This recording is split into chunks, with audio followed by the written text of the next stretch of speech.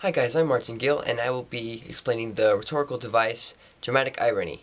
So, dramatic irony is when the audience or reader is reading a book, watching a movie, or watching a play, or whatever, and understands or knows something that the characters in the story don't know or don't understand.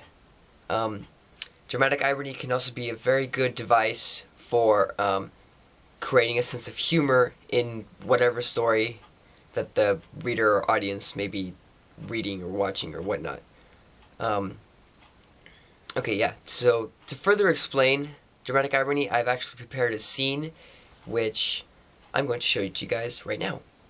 Now, before we officially begin class, are there any questions? Yes, Mr. Student. Do we get to learn bad words in Spanish? That's a good question. Now, if it were up to me, yes, you would be learning bad words in Spanish. Unfortunately, that's not up to me.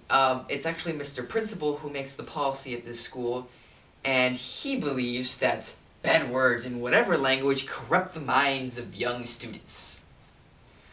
I beg to differ. I really think that Mr. Principal is an idiot. I mean, I really don't know how that man's mind works. Mr. Student, what is it? Oh! Hi! Mr. Principal! How are you? Mr. Teacher, I'd like to see you in my office this afternoon. Sure, Mr. Principal. Anything you want. Son of a bitch! Now, for those of you who made an explanation on the scene, the dramatic irony occurs when Mr. Principal walks into the room, because we, as the audience, know that Mr. Principal has in fact come into the room, while Mr. Teacher, the character in the story, doesn't know this. It's funny because Mr. Teacher goes on with his rant about Mr. Principal, and then Mr. Principal walks in and begins listening to this rant.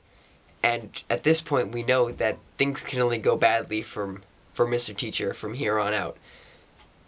So all these things are kind of working together to create a nice little dramatic and ironic and humorous scene for us. And that's dramatic irony.